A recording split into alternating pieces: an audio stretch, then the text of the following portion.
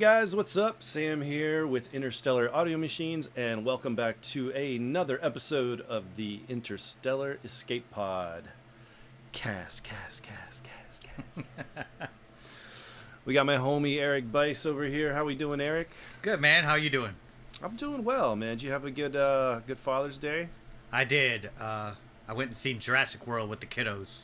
Ooh, there you go. Yep. I still haven't seen that one, but I got to see it soon. It was kind of long, so I don't know if the little ones will sit through it. Yeah, my kids are too young, so I got to see Buzz Lightyear. Nice. How was that? Lightyear. Was it good? I mean, yeah, for a kids movie, it's actually like it was better than I expected because they made it like it's the movie that the kid watched that they made the toy. Okay. Of, I guess is the Get Down. Yeah. So it was decent. It was decent. Yeah. Was Woody was in it? No. No, it's based on the Buzz Lightyear character that Andy was a fan of in the Toy Story movies. Yeah. Okay. So it was kind of like a movie within a movie sort of thing. Yeah. Okay, So that's the movie that they based his toy off of. Okay. That Andy was a big fan of. Yeah. So it was good. It was cool. For Nice. kids. My kids liked it. Yeah, it was short enough, but it felt like a year, man, in there with two kids running around. You know, dropped like, a mortgage payment on snacks, drinks. You got to do the dollar store thing and then sneak them in like in cargo pants and your wife's purse and everything. Well, yeah, so we brought in some kid snacks anyways, but my wife just can't help herself. She goes in there, she's like, I want one of those. And then I hadn't eaten anything. We went to like the early show, and I hadn't eaten any food, so I was like, sure, I'll get one of those $8 tiny ass pizzas. So then I got that. So then of course my kids were like, well, we want pizza now too, we're hungry. Like, man, you just ate. Okay, fine, we'll get 2 more pizzas. Another pound of flesh. Yeah. What'd you end up doing, Vince? I went out to Austin. We spent the weekend on Lake Travis. Got a hotel and went to the lake and spent the day out there getting sunburnt.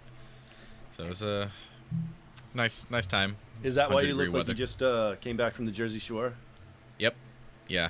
Yeah, That SPF didn't do anything for me.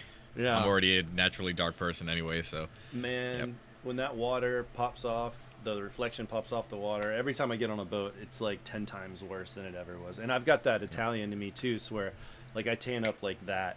Yep. But like anytime I go south, like let's say Mexico, like it's just even worse every time. I'm like I'm that guy that never gets burned, but I get burned in Mexico for some reason. So anyways, for all the people that don't know, there he is.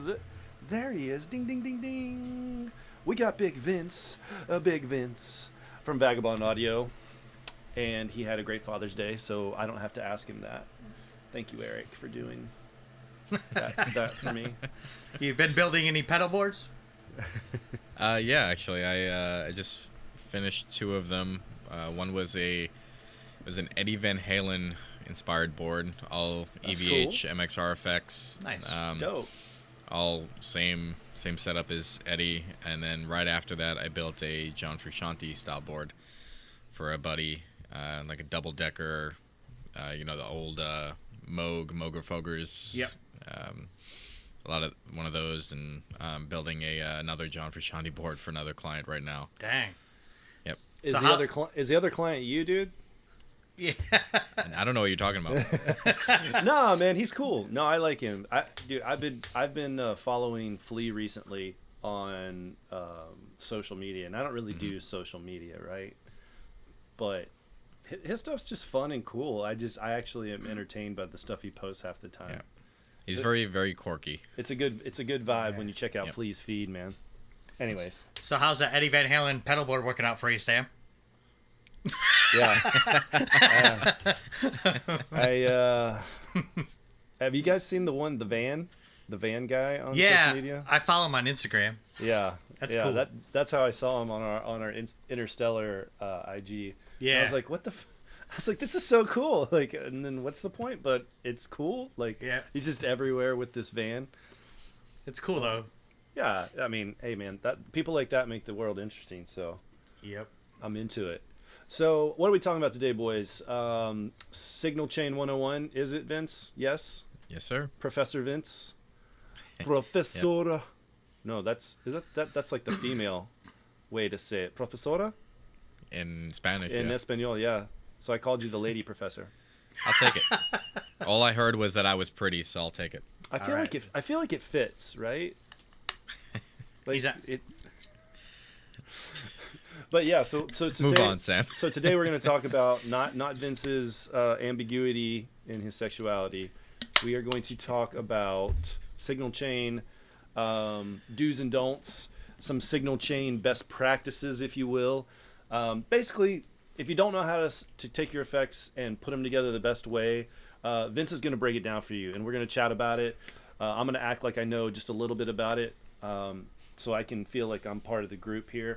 And I'm just going to ask questions. Yeah, there you go. That's exactly. Just keep pushing it off on Vince. No, but he's going to get into some really cool, thoughts of why you should put this in front of this and that in front of that, and how you can chain them all together. So without further ado, I'm going to pitch it on over to Vince, who's going to get into it for you guys. So, to preface this episode with there is no right or wrong way to do this.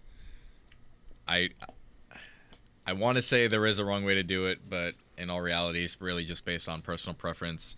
There are a couple of rules to follow, but for the most part, it's really just based on the sounds that you guys like, and really just what pedals you have and just the sounds that you like. So, for me, whenever I'm building a board, the first thing I like to look at are buffers. And we've talked about this in a previous episode where buffers are very, very important for signal integrity. It basically matches the input impedance that your guitar would see if you were plugging directly into an amplifier. So in this case, if you're going into a pedal board, your guitar wants to see that same input impedance, so it'll maintain your signal integrity. So you want at least a buffer on the input and on the output, whether you're running mono or stereo. And if you're using an effects loop within your amp, you'll want one on the return as well to buffer that. But we can get into that a little bit later. But that's usually one of the first things I look at for boards. And a lot of people, for whatever reason, don't think they need a buffer. Some just don't understand them, but it's one of those things that is often overlooked. So, can you get away without it sometimes? Yes, depending on your board, but it's one of those things that everybody should definitely consider. Let me jump in right there for a lot of people that may not know, some of the younger cats just coming up. So when you're saying a buffer, like what classifies as a buffer to you? Because some pedals are buffers, right? They kind of have dual. Yeah. Right. There you go. Maybe elaborate on that a little bit. So a lot of your vintage pedals are buffered. It's called what's called buffered bypass. And then there's obviously true bypass. So a buffered bypass pedal has a buffer in it. Whether it's turned on or on, that buffer is always active and it's always coloring your signal. The thing that most people don't consider is that the impedance of that buffer may not always be optimal. So in, let's say, a Klon Centaur, for instance, a vintage pedal, it has a buffer in it, but the I guess let's call them the statistics on that buffer. They're not optimal for what you want on a pedal board. So you can still have a Klon Centaur in the middle of your signal chain, but you still want an input buffer on the front end to maintain that signal integrity, and then have another one on the back end.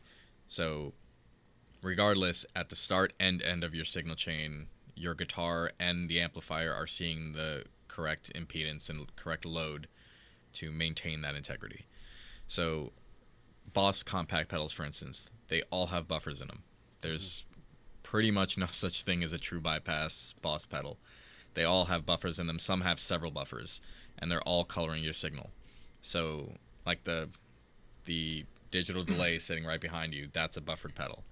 The Boss tuners are all buffered. That's what I was going to throw out. Yeah. So having like the tuner at the start of your chain, like most people would, it's that tuner is coloring your signal, whether it's on or off. So you would still want to throw a buffer in front of it so your guitar is seeing the correct load. So it's one of those things that you really have to look for.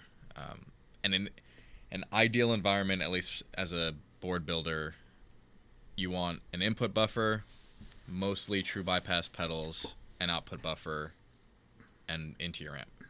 So you're seeing buffer, all true bypass, and then you're hitting another buffer to go to your amp to drive that line back to the amplifier. Because in most cases, the cable going to your board and the cable coming from your board to the amp are pretty long. So within that, you lose tone and signal integrity. So like I said, it's something often overlooked, but it's fairly important. So first things first, throw a buffer in there. That can be your tuning pedal, like you said. If you have any Boss Effects pedals, they all have the buffers in there. So if you're a crazy person and you don't use a tuner, as your first thing, well, I guess you don't have to, right? You don't have to, but I feel like if you're a new guy or a new girl that are playing, a new player, tuning pedals, something you have that fits the bill that you already have, so you don't have to go out and buy something else potentially. Well, and to, I guess, oppose that viewpoint a little bit is, like, say, like a Boss tuner, those buffers aren't exactly optimal. Right. So I would still recommend having a standalone buffer for the input and output. And there are some pedals that are dual buffers, like the Mesa Boogie Highwire. It's got an input and an output buffer. So you can run one pedal to control buffering for the whole board. So I would definitely recommend having a standalone, but there are some pedals out there that the buffers are decent enough that you can get away with using them as your buffer. What would be a standalone product? Yeah. What's like a basic start one and then like a fancy one? So the TC Electronic Bonafide buffer is a good one. It's affordable. I want to say they're like $60 or $70 new. Or the True Tone Pure buffer. They both meet the ideal requirements for an input buffer or output buffer. So that's kind of on your lower end. They're fairly small form factor. On the higher end, you're looking at something like the Empress buffer or the Mesa Boogie Highwire. So I believe both of those have input and outputs.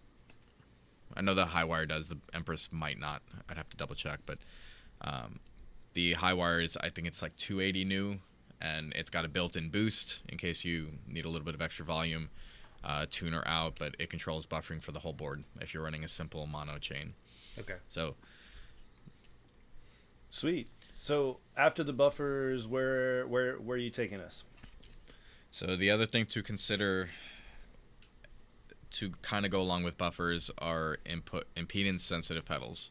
Mm-hmm. So fuzzes, anything that needs to see a high impedance signal.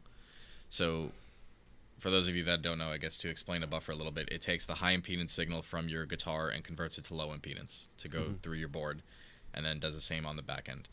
Where, say, a fuzz face, for instance, needs to see a high impedance signal. So you always want to put something like that, or a vintage wah, at the very, very start of your chain, so it can see the signal from the guitar and get that high impedance signal. If you put it after a buffer, it's not going to sound quite right. It's going to kind of get a little wonky on you. So, yeah, most fuzzes are like that. There are some nowadays that can get away with being after a buffer, but something like a fuzz face, for instance, needs to be at the very front. So, check the pedal, see the stats on it. Especially if it's vintage, just throw it up at the front. So maybe then the best move is for some people, like say they're a lead guy and you've got a wah pedal for sure, right? Mm-hmm. You in your recommendation, you would probably put that in front of, say, a tuner, then depending on what the pedal is potentially, right? Yeah. In some cases you can get away with having it after, but most wahs, you might want to have before the buffer, before the tuner. Yeah. It depends on the pedal itself. Nowadays, all wah pedals, for instance, are different, so there's no one hard and fast rule. And if you don't know what you're doing and you're still lost after all this, right? A little bit of trial and error. That's how I learned a lot of stuff too. Coming up. And at the end of the day, if it sounds cool, fuck it, man. Roll with it. Yeah. However it's rolling. Like you said, there's no wrong way to do it, right? If it sounds how you want it to sound. So.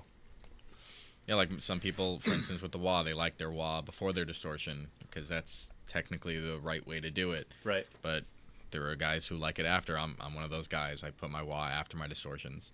So it really just depends on the sound. You sick son of a bitch. What about if you're using a volume pedal? So that's another one that has that has 3 different effects. Yeah. So where you put the volume pedal in the signal chain, it's going to do different things. Yeah. So I've seen it at the front of the signal chain, like the guitar hits the volume pedal first. I've seen it at the very end, and I've seen it right in the middle. So to explain, a volume pedal at the very beginning of the chain is going to do the exact same thing as your guitar's volume knob. It's going to do the exact same thing. So if you have it before your gain pedals, it's just if you roll the volume off, it's going to roll the gain back, like your volume knob would. If you have it at the very end, it's going to work as a master volume for the entire board. So some people like that. They just kind of want a mute switch for the whole board. It kind of serves that function. Yeah. If you have it in the middle, where I like to keep it right after the gain section and before your modulation, delay, reverb, what that'll do is, say you're a lead player and you have delay and reverb on, pulling that volume pedal back, it's going to bring all of your gain out, but you'll still maintain the trails from your delay and reverb. Okay. So okay. I feel like it gives you a little bit more versatility there. You can still kind of maintain some of that ambient sound depending on what you're doing. But most people, when you're pulling the volume back, you want to get rid of maybe some noise or hum or hiss coming from your gain pedals, or you just want to get rid of some of that more dry signal. So keeping it there, you can still maintain some of the wet and get rid of the dry. And I just feel like it gives you a little bit more control over things. Yeah, no, I like that. I like that angle. So I wasn't a lead player though. So when I play guitar, I was always like either a singer or the rhythm guy, right? So I would keep mine at the end. That's where I put my volume pedal because, I like to kind of roll in some, start some crazy stuff and then, the signal's already in there, but just slightly bringing it in. So then it kind of feeds in a little bit. But I used it kind of as like a fail safe too to cut all the sound. Yeah. I know there's a million ways you can do that, but it was like you got your tuner, you can cut it with your volume knob, and then you got the volume pedal at the end. That's how I utilized mine. But that's interesting. That's really cool having it in the middle to get those kind of ambient effects still going on, so you can kind of switch up and move to something else real quick. Yeah, that's cool. I've never utilized it that way, so that's awesome. And that's just how I've always run mine, and then when I started learning more about it, it was like, okay, well, I've seen it in different spots for other people, but okay, so what does that do for the sound? Or some guys just like to have, like you said, a kind of a master switch to kill all the volume, fail safe. Other guys I've seen at the beginning of the chain, and I try to talk people out of it because you can roll off your guitar volume and do the exact same thing. But I've always used my volume pedals for swells, so I like to be able to control my dry signal with the gain, but still maintain delay and reverb trails. So, like I said, it's different for everybody. Some people don't care about that sort of thing, but yeah, no, that's cool. So it's funny you mentioned that because at one time I was playing, I would do like some songs I'm playing acoustic, but it was like a Chet Atkins, thin line, hollow body, semi-hollow body. But the volumes were up here, like on the cutout part up here, right? So doing the roll-offs isn't exactly like if you had like a telly right there, that's super easy to do it. So then I did actually use my volume pedal, here and there to make little swelly sounds and things like that. But that's interesting. Just fun stuff to hear how people utilize their tools, man. It's just one of those other pedals that you see it differently every single time on every different board. Yeah, so. like Jimmy, his is at the beginning because he uses it. He's on that thing all night. But he's using it as his guitar volume, basically. And then it goes to the tuner and then the overdrive pedal, which is the Octonaut, into his head. But then he runs separately the reverb on a different volume pedal. So the reverb's on its own amp out of his main amp into a QSC amp. and then into a 412 cabinet. I was using like a rack reverb sort of thing. Yeah. No. Okay. He uses man, who makes the harmonizer 3000, whatever, 3500. Oh, Eventide. Yeah, he uses an Eventide Space. Oh, okay. And it All right. sits on top of his amp, but then his amp that runs the 412 cabinet is actually a QSC, just power amp. Mm-hmm. And then it runs its own, so he controls how much reverb he uses through the volume pedal. Okay. Live, and it's All right. separate from his amp, so he can go totally dry on his amp, just by the volume. Okay. So yeah, then he probably has the volume pedal after the reverb within that chain. Well, so if he's controlling how much reverb he's getting, it's probably after because it's kind of a master switch almost for the reverb. It's a whole separate rig. Like, so that volume pedal is only to that reverb. It doesn't go in line with the Octonaut or his tuner or the. That's what I mean. Like wherever the reverb is in the chain. Yeah. Immediately after it, he probably has that volume pedal, which, yep, like you said, would control how much he's getting. Yep. So, all right. It's kind of kooky. It's cool. It's cool how he does it. I've seen his rig. It looks a little more complicated than it probably is. But well, I know he's only using 2 or 3 pedals. Yeah, but you see all those volume pedals in front of him. Yeah. Yeah. That has nothing to do with his rig.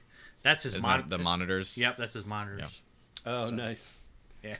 I know I have, when I watched him play, and even when he was, like you said, when he was jamming with the Octonaut in the early days of Interstellar stuff, just watching him how he like kind of scoops the notes as he's bending with his finger and his foot are like doing this stuff. It's pretty cool to watch, man. It's pretty cool to watch. Yeah. You guys should find some YouTube action of good old Jimmy Herring doing his thing. All right, so what's next? So next up we have Distortion? your dynamics. No, almost. No, almost. We're not there yet. Oh, see, I'm jumping the gun. So like, Distortion! Make some fucking noise! Sorry, guys. Go. I'm not surprised. Yeah, that's me. So yeah, we have the dynamic section. So this is your compressors, your pitch shifters, your envelope filters, or filters in general. These are all effects that are completely controlled by the dynamics of the guitar. So your compressors, fairly self-explanatory. You want that as early in the chain as possible. Your filters are usually dynamically controlled, especially envelope filters. Pick attack is huge in the type of sound that you get from an envelope filter. Yeah.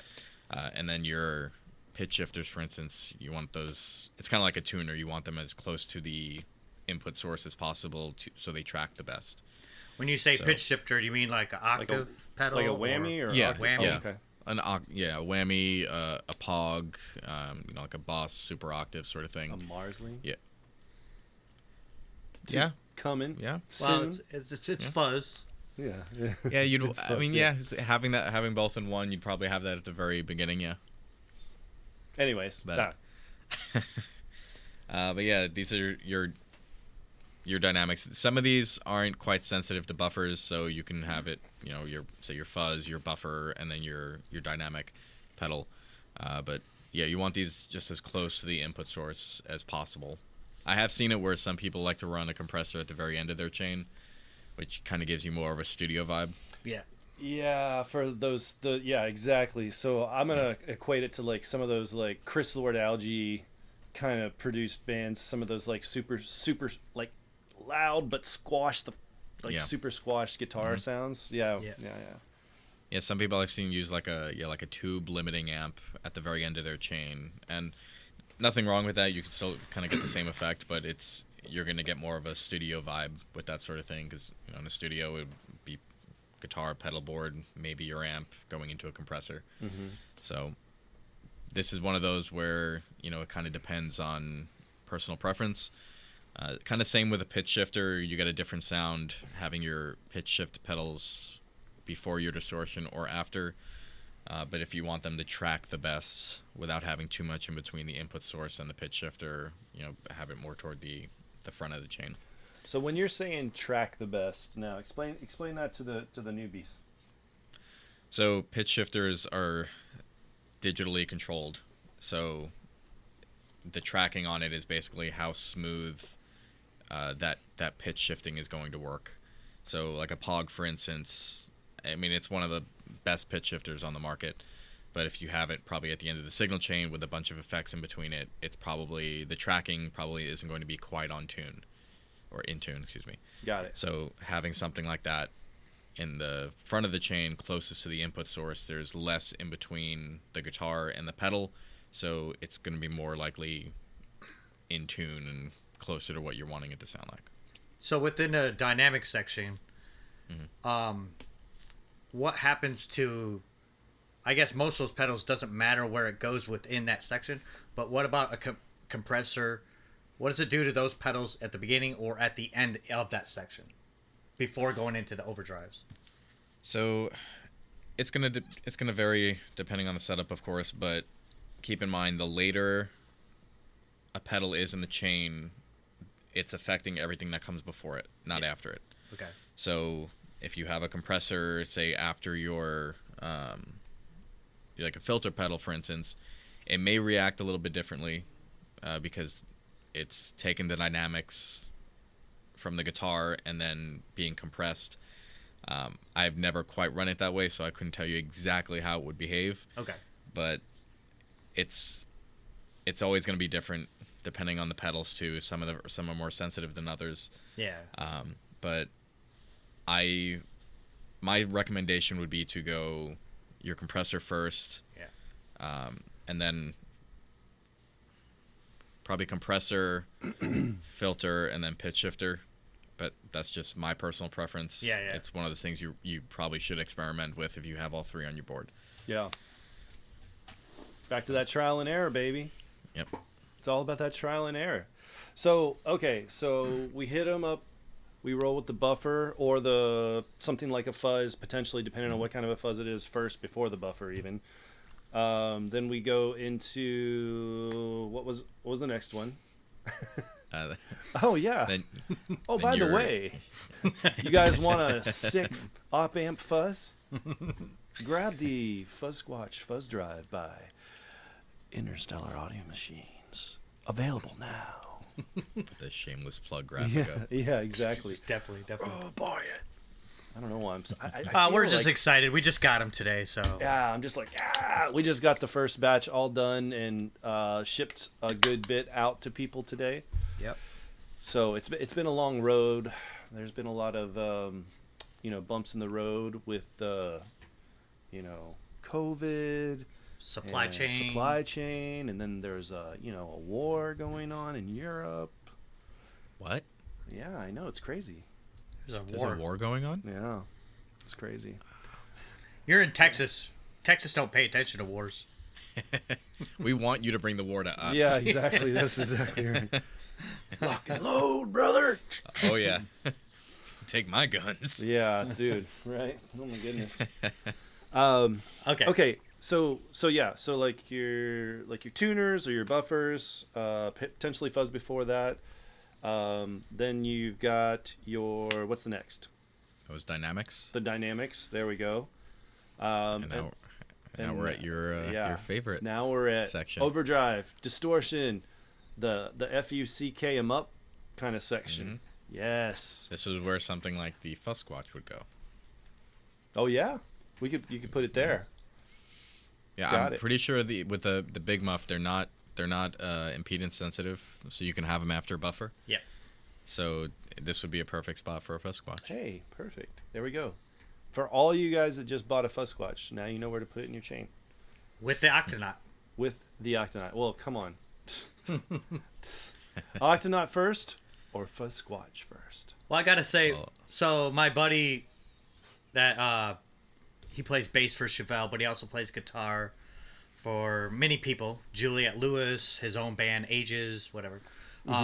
He sent us a video, and his different overdrive pedals. Yeah, I think it was like 3 or 4, and an EQ pedal. Gotta stack them. What he did at the end is put the Octonaut at the end of his overdrive section, and it brought out so much of each of those pedals that you couldn't hear before. Yep. So, and he's loving it. So, I'm happy to hear that.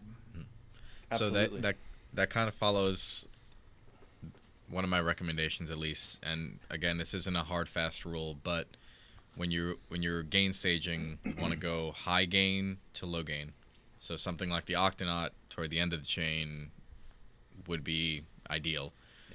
Because what happens, and I'm sure if you've played like a Rat and a Tube Screamer and a Octonaut all together, it gets pretty saturated. So if you go low gain to high gain, for instance, you're taking low gain overdrives and you're feeding them into an already high gain saturated distortion, let's say. So let's say you got a Tube Screamer, a Morning Glory, and a Rat. You're feeding all these gain pedals into an already high gain pedal, and it's just going to oversaturate it. Yeah. And you lose dynamics, you lose clarity. So if you reverse it and you have, let's say, your Octonaut at the very end, it's a low gain pedal, it's fairly clear, it's transparent. You take something with more gain and push it into that, it's basically taking that sound of the Octonaut and just kicking it up a notch with some more gain. So your notes are going to be clearer. You can still retain your EQ and the clarity of the notes and everything.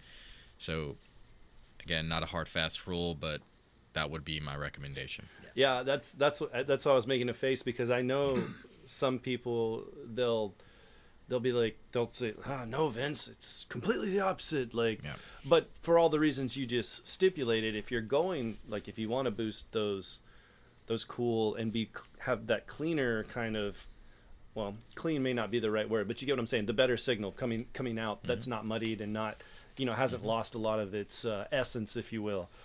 That's the way to go. But if you want to make that messed up kind of mud, play around with it.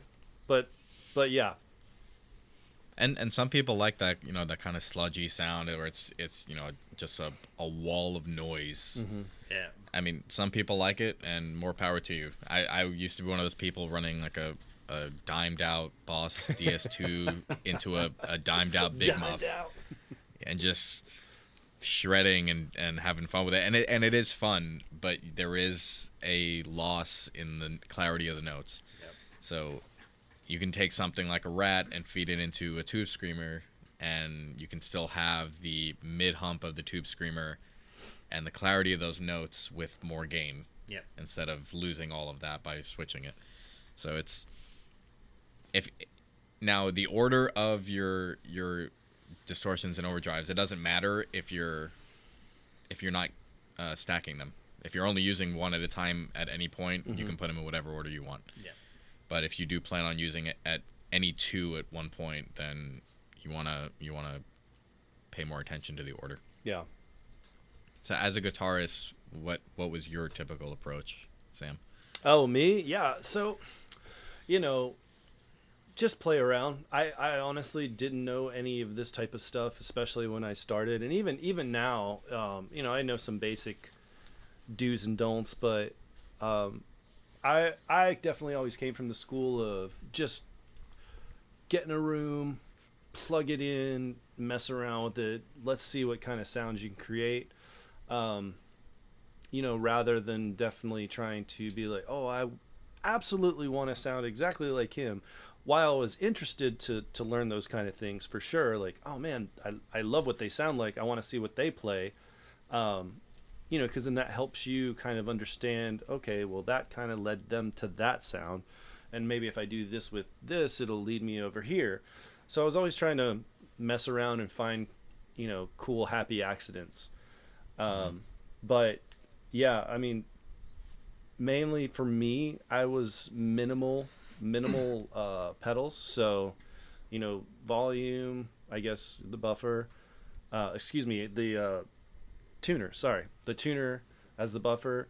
Then you go into like things like I like the Pog. I had one of those on for a while.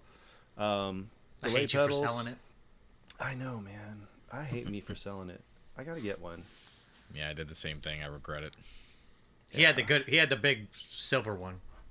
Oh, the original Pog. Yeah. Oh yeah, that was a bad move. I've done a lot of bad moves in my time. Look, man, when you're trying to make your band go, yeah, you sacrifice a lot of things that you wouldn't normally choose to sacrifice. Man, I sold some guitars back in the day that just tore my soul out to pay for other gear or studio time or whatever. We needed a van, or you know what I mean? Subway sandwiches. Eating's always last, dude. That's how you stay skinny. Dude, sharing $5 footlongs back in the day. Yeah, we did. We did it. We did that. I can respect that. That was those were the good meal days too, considering some of those tours we were on. Yeah, I mean, unless we were getting fed at the club, Yeah, we had to do something, and truck stop showers, and there's always a Subway at the truck stop. It's like there you go. There's a whole podcast episode. So you got your Subways, you got your what's the crispy chicken stuff? You know what I'm talking with the K? Yeah, the crispy chicken with the K. Like these chains you've never heard of, and you're like, well, I'm gonna risk it. It's but totally yeah, worth the diarrhea. Subway's like that one that's just always there. You know. Well, anyways, back to his Pog. Oh yeah, so Pog, Tube Screamer. This is before, obviously, we started the company and had the Octonaut out there, because I absolutely would have had the Octonaut. Oh, so let me ask you this, Vince. On Sam's board, he ran a wireless unit. Now, what is that? Oh yeah, there you go. What does that affect your tone? That's a good question. So, a wireless unit actually serves as a buffer. Okay. So if you're running a wireless, you don't have to have a buffer. Now, if the wireless unit that I'm using a Boss WL60, where it has, obviously it's a wireless, but it has an option with it has an input jack, so you can go wired if you want to. So in a case like that, I have a buffer built into my pedal board, so I can plug into the buffer and then go into the wireless unit, which basically just it bypasses the wireless if you're plugged into it. Okay. So I still have a buffer there at any given point. But if I unplug from the buffer and from the wireless unit, I'm now wireless, and my wireless unit is my buffer. Okay. So something else to consider. What did you have, Sam? Line 6 or something? For the wireless. Wireless? No, Sennheiser. Oh yeah. Not your ears. No, yeah, it's a Oh, okay. Yeah, it's all good. I remember you had it on your board, and I was like, "That's so cool." Yeah. So I did well for that band. I was playing bass most of the time, so I did tuner to Sans amp, to a couple other things. I think I interchanged here and there depending on what type of set we were gonna do, and then all that out into the ears, or into the wireless. That was it. I think there was a volume pedal in there somewhere. Now, I think it was a Sennheiser. Now, hold on. Yeah, those I guys. find out. I mean, they. When I joined that band, they're all from Nashville. They had it dialed in. It was cool. Yeah. I was pretty impressed with how they had all their stuff. Because some bands, you walk into a mess. So. Yep. But they had, and it's very easy for things to become messy. Yeah, but they all had their groove trained pedal boards. They all had nice pedal board cases for everything. And I'm walking in there with flight cases and all sorts of stuff. I'm like, okay, this is cool. I can handle this. I actually have this. I just broke this thing out from one of those bass tours. It's a Sennheiser True Diversity. Oh, nice. W100. They're probably completely outdated at this point. Honestly, I didn't even realize Sennheiser made guitar wireless units. I guess they do. Mm-hmm. They basically look just exactly like the ears. Like the ears. Like here's an old one. This is the old ears I got. Okay. Same looking pack on the wireless. But yeah, I don't think those frequencies are good anymore. Yeah, probably not. That was 10 years ago. 10 years ago? 11 years ago? 10 years. See, and then we started Story Magnetic. Yeah. And see, that's the type of gear for some reason, the stuff that's going to be outdated and no good anymore, I still have. But all the choice gear, like the guitars, the and the effects pedal, all the stuff that was worth real money, it somehow disappeared into the ether.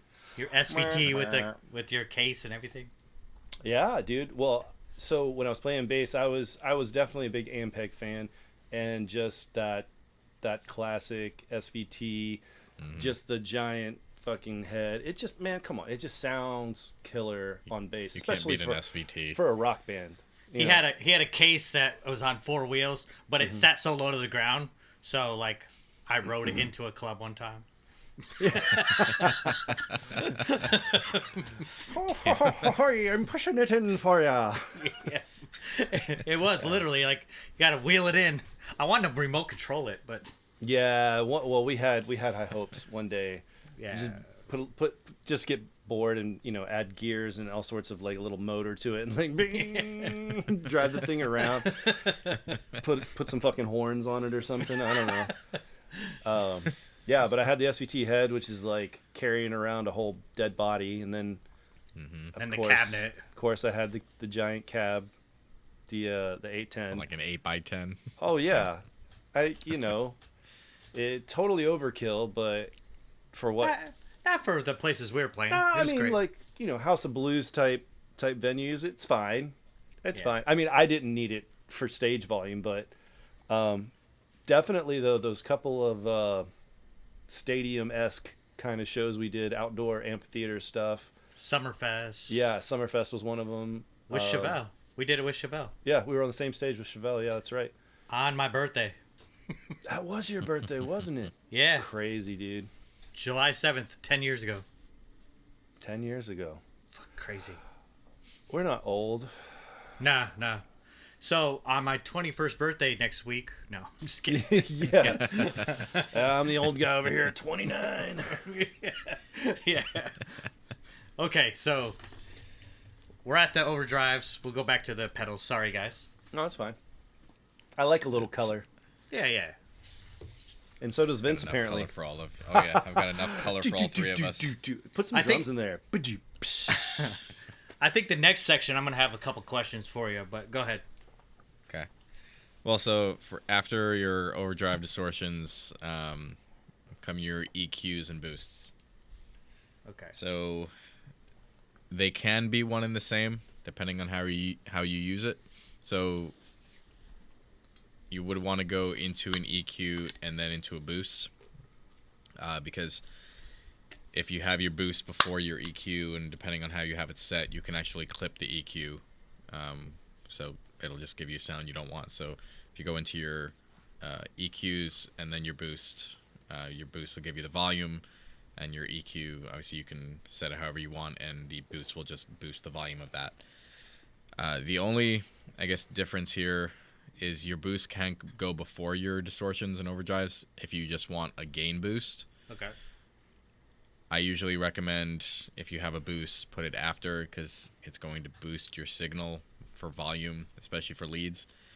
So having it before your gains, I feel, kind of defeats the purpose, unless you're just using it as like a leveler, like John Mayer uses the Keeley Katana, and for him, he clicks it on as a pickup leveler, so it signals even all around. Okay.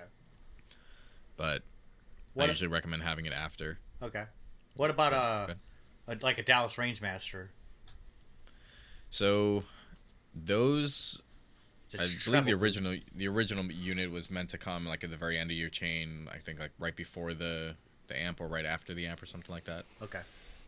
In this case, to say you have it in a pedal format, you would put it at the end of your drive section in here with the EQ boost sort of thing, because it's boosting the treble, and it was mainly for your lead boosts. Yeah. So having it at the very end of your gain staging would make sense. Okay. And back then a lot of guys were using their amp as their distortion pedal. Yeah. So having it, I think it was meant to come after the preamp but before the power amp. Okay. If I remember correctly. So when you say boost, then what kind of pedal would you recommend of that? So there are two different kinds of boosts. There's your standard transparent boost, like like an MXR micro amp or a Vertex boost, which it's just a single knob that controls gain, and depending on where you have it in the chain, it's either gonna be a gain boost or a volume boost. Same thing with like the Keeley Katana. Okay. If you want something that's going to color your signal, you want to get something like the TC Electronics Spark, which has onboard EQ. So you can still boost your volume and your gain, but it has bass and treble. Or the MXR Microamp Plus, which has your, I believe, bass and treble on it as well. So I usually opt for a transparent boost, a single knob, because it's just controlling gain and nothing more. You're not going to color your signal. Mm-hmm. Whereas if you want to color your signal, like add an EQ pedal or something like that. So what about like a Klon? If they're just using it as a clean boost, was that considered a boost in that chain or no? It would still be an overdrive. Okay. If anything, you just put it at the very end of your gain staging. Okay. So kind of like I was saying before, you keep the Octonaut at the very end if you want to kind of retain the clarity. Be the same sort of thing. I mean, for a Klon, I wouldn't recommend using it as a clean boost. I know some people like to do it like that, but I feel like it almost defeats the purpose in a way. Yeah. I like to hear that. You're not getting the most out of it. It's just like using it as a volume boost. Yeah. So, this section is a little bit negligible, but you can even use your EQ pedal as a boost if you wanted to. If you set it flat and just boost the gain slider on it, I mean, there's your boost right there if you want to kind of do a 2-in-1 or whatever. Yeah. Some people still like to have a dedicated EQ if they want like a mid hump or something like that, and then a boost after it to boost the volume even more. So this is one of those kind of trial and error sections as well. Did you have one of those on your board or no, Sam? Which one? The gray Boss one. The EQ. The GE7. The EQ pedal. No. I never messed with the EQs on my board. I would always do any EQing in a rack usually beforehand, kind of thing to control stuff there. But I never threw the EQs in the board. I think one of you guys had. I thought one of you guys had that pedal for some reason. Maybe it's Gooch. Probably Gooch. It seems like a very Gooch thing to do. Yeah. If you guys knew Gooch, you'd understand. He's a wizard with some guitar tones. So, yeah. Miss you, Gooch. Miss you, Gooch. He comes out of the ether, and we know he's alive, and then he disappears for like a year, and then he comes back out of the ether, and we're friends again, and we can talk. Gooch, if I text him right now, see this, text me, bro. Text. Yeah. If we text right now, we'll hear from a couple weeks. Couple months. Yeah. I think he gets back to you faster than me. Even though you guys used to live like a couple hours away from each other. No, closer than that. Closer, yeah. Yeah. Well, back in Nashville days, yeah. Oh, I'm talking about when in Phoenix and LA. Oh, yeah. No, that was crazy. So, yeah, when I found out he moved to Phoenix, I was like, hell yeah, we're going to party down, dude. That's a quick drive. No, nothing. We never got together, not once. So now our interpersonal friendships are now out there for all to know. Yes. There we go. Air your dirty laundry like that, God. Yeah, no, we did a Gooch segment in another episode, I think, too. So our this is our passive way of hopefully one day Gooch, Gucci baby. Bomo got me drunk. You know what I'm talking about. Chicago winds blowing the bus left and right. We thought we were gonna blow away. A couple champagne bottles. Yeah, Bomo got me drunk. It sounds sexual, but it's jazz in the background.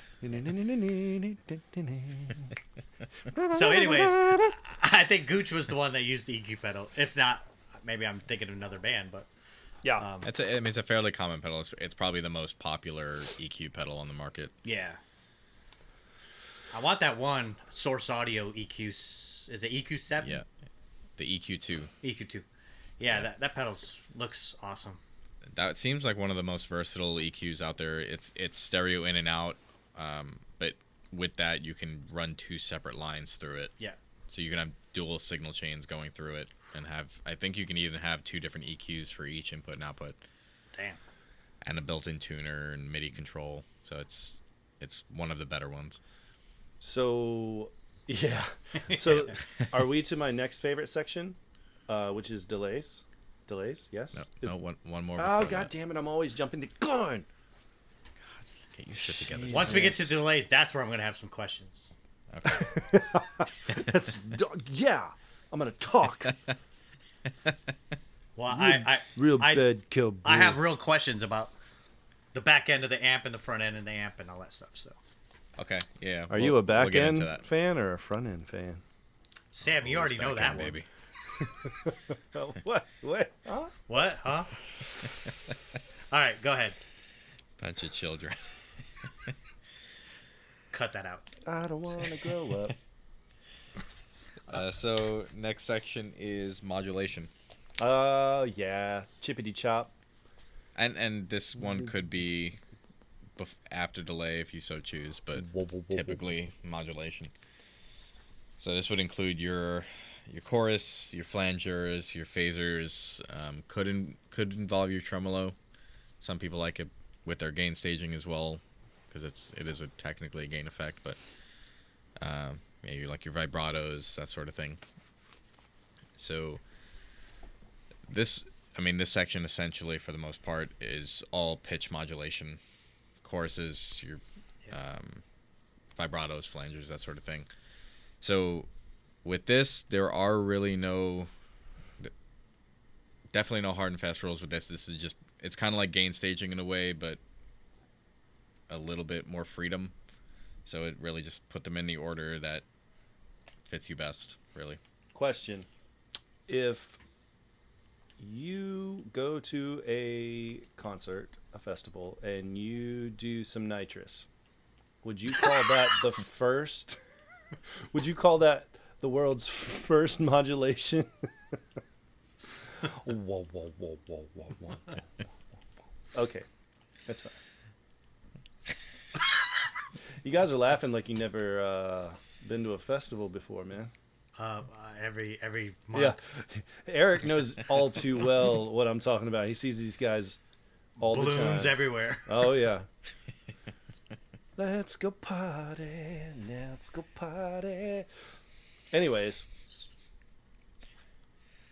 did I just derail the whole thing? You did. You ruined it. Oh, I'm sorry. You were on a roll there. You're waking up his slave back there. Be careful. Shut up.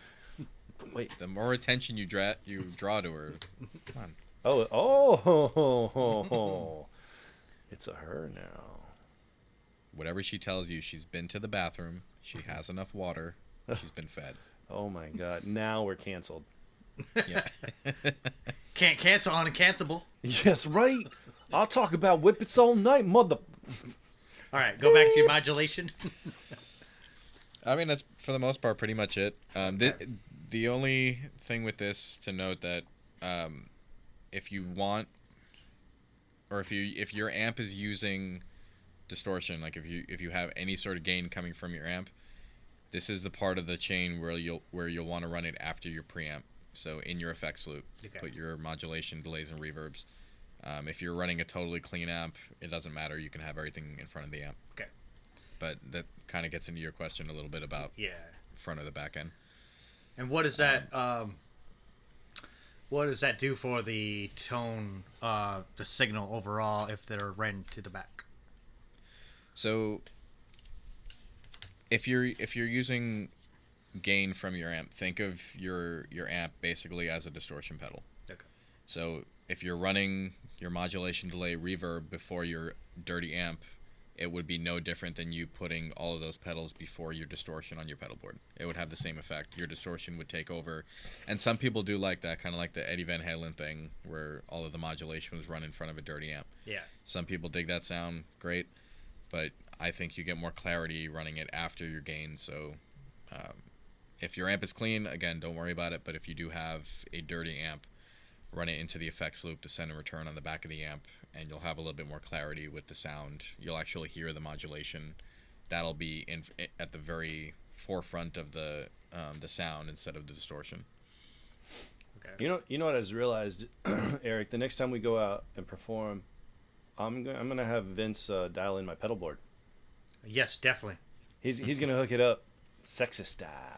I got you, fam. I got so many pedals here. I'm like, Vince, you just need to come to Florida. Yeah, right. Well, for the studio, I kind of want a remote system somehow, because taking down pedals and connecting stuff when people are recording, it's a pain. Just I talked to you about have it all pre-wired. That's what I talked to him about, like an RGM system or some sort of Yeah. system where it could be labeled on the floor and That I'm getting ready to do that too. I have the big the Mastermind, the GT16 here. I'm gonna put everything in drawers in the desk. Yeah. And just have everything available at any given time. That's what I Pulling want. stuff out. Yeah, because it's like all over the wall, all over there, over there. Yep. I mean, we can build out a system. It probably take about a week or so.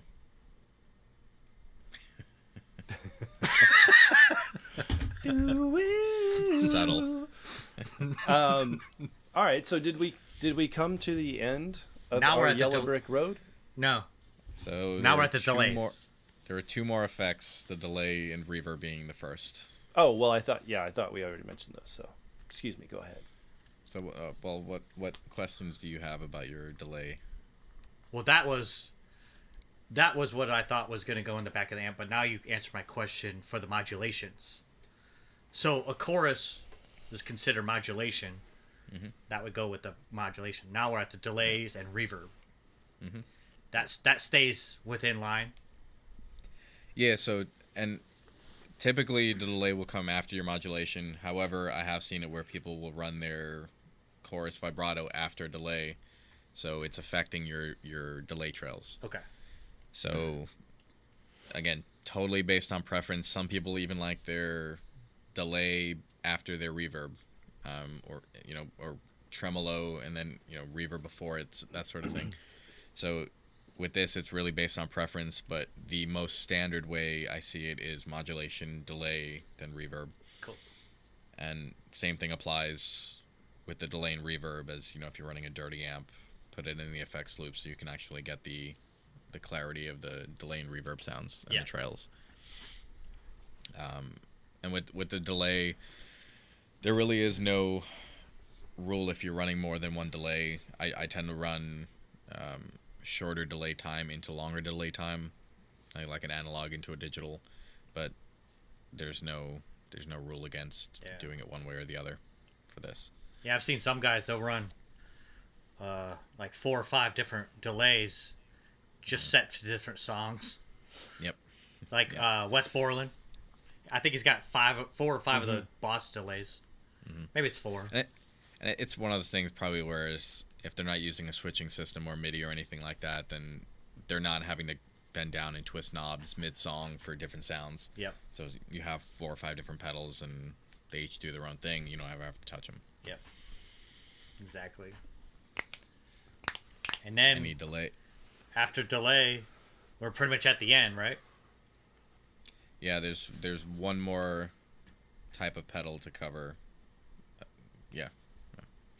Which would be your amp and cab simulators. Oh yeah, okay. So those are basically your amps in a box. Yeah. There you go. So your Strymon Iridium, Walrus ACS1, that sort of thing. What's that orange one? The orange in a box? Oh, the stamp, is it? I think so, something like that. I see a lot of players, they have it at the end, and then in case their whole rig goes down, they still have that. Yeah. So it's basically like you can use that as a fail-safe, like an amp in a box sort of thing. Yeah. I mean, most of the times it's digital, like the Iridium and the ACS1 is digital. I think the stamp, I'm guessing, is analog. I'm not sure if it's tube or not. I'm not sure. But yeah, you can use it as a fail-safe. For me personally, I have the Walrus ACS1 on my board. I'm running a wet, dry, wet setup, so all of my stereo wet effects are going into that. And that's basically stereo left and right. Cool. For all my delay and reverb, and it's all wet, so I have my wet and dry completely separated for more control. But these pedals, if you're using them they serve as a buffer if they're always on, so you don't have to worry about having an output buffer. Another thing too is if you are using your modulation delay reverb, you can put the amp simulator before your modulation to kind of simulate putting those pedals in the effects loop, because there is no effects loop on it. Yeah. So kind of running the same thing there, that's how I run mine. Just gives me a little bit more clarity. Cool. But I'm running it clean as well.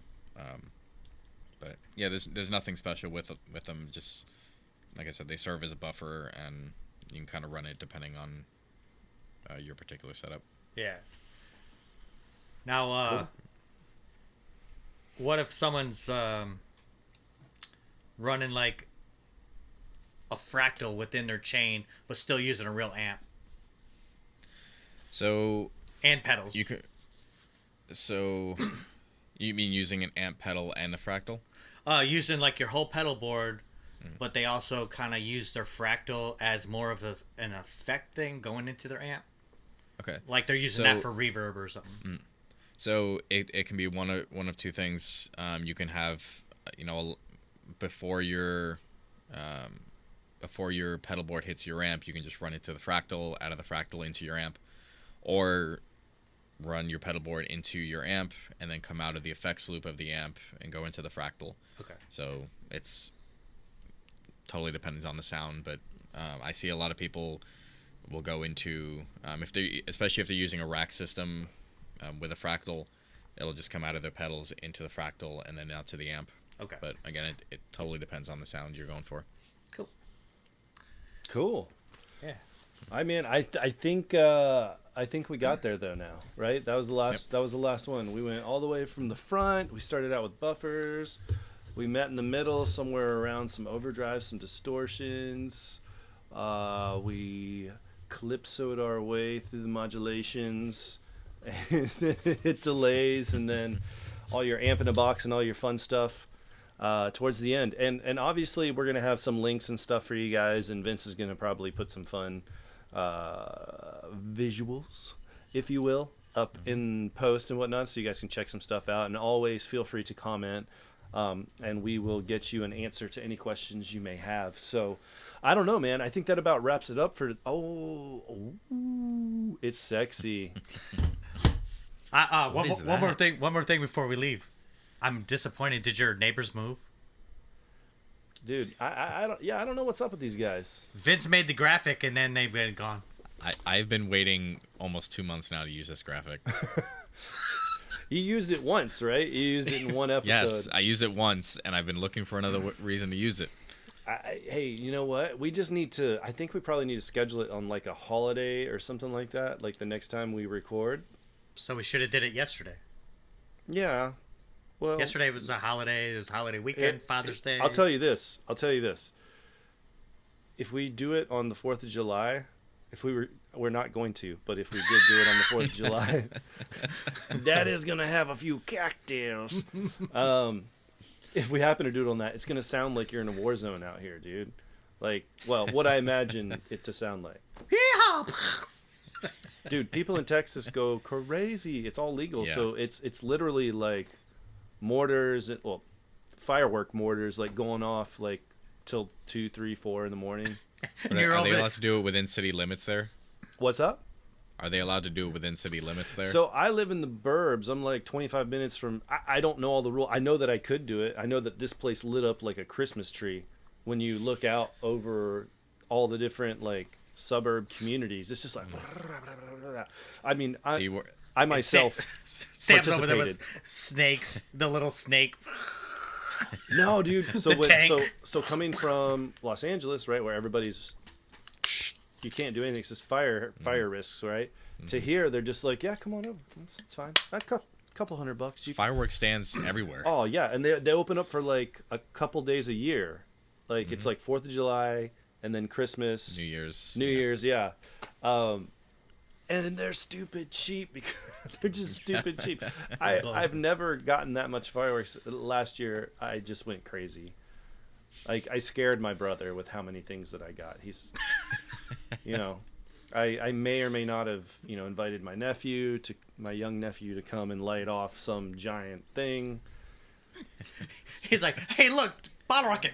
Yeah, his spidey sense was tingling, and I'm like, hey man, it's all good, bro. Just relax, man. It's all good. Everybody's okay. It was the day Sam lost a finger. Yeah, man. When I was a kid, that's when I'm surprised I never lost a finger. Dude, when I was a little kid, I used to take those little tiny, not the M80s, but the smaller ones, like the little firecrackers. Quick ones, yeah, firecrackers. And I would take eggs and tap out a hole and empty the egg out, and then I would put the little firecrackers, 2 or 3 firecrackers, twist them together inside the egg, because I'm like, oh, I'm gonna go play army, and I'm gonna make some grenades, and I needed shrapnel, so let's hollow out an egg, because we used to put those firecrackers. Remember those army men with the parachutes? Yeah. We'd climb on top of our roof and we put firecrackers in those guys and throw them off. Boom! Blow up the dudes. See you later, buddy. Yep. It's I remember I thought I was awesome and super smart and very creative that I created these egg grenades, if you will. Until I got one of those super cheap fuses, and it went like, instead of it like going, it just went, and the thing exploded like a couple inches from my hand, and it's just like. I took some egg chips to the face and the hands, and I was like, maybe I'm not gonna do that again. He was like Eric Cartman, Mom. Yeah, exactly. Oh man, I had to have been like 6, 7, 8, somewhere in that range. But you learn.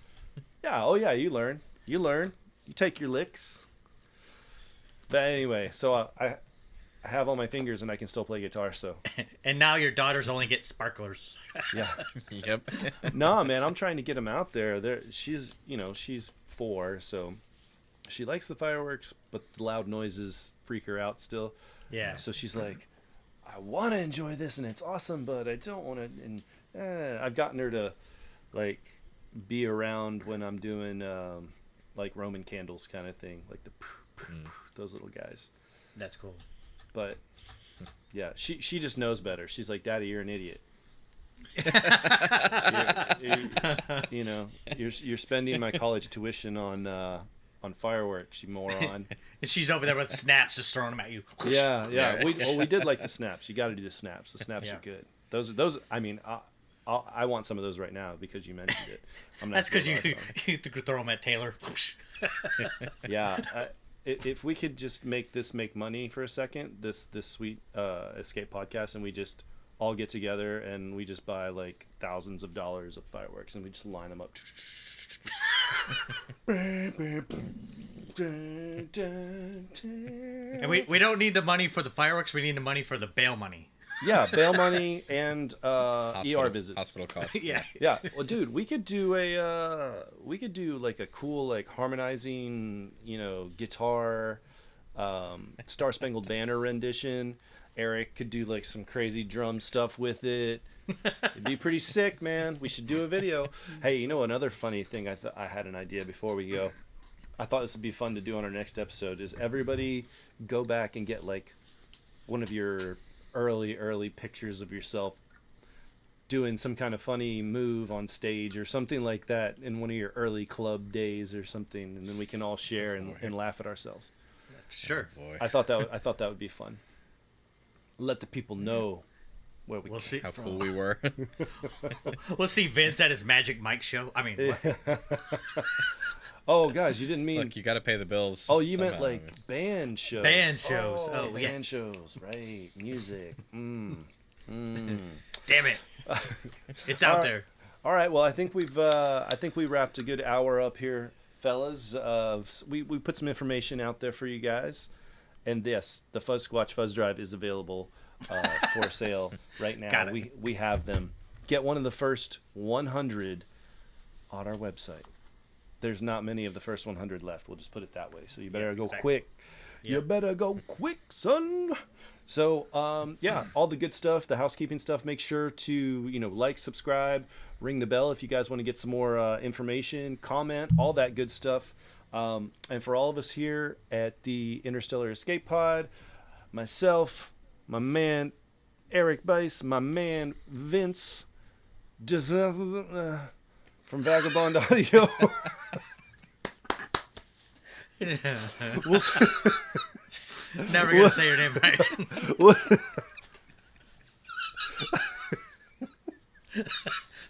That might have been my favorite pronunciation ever. He like had a stroke. Dude, I'm sleep deprived, man.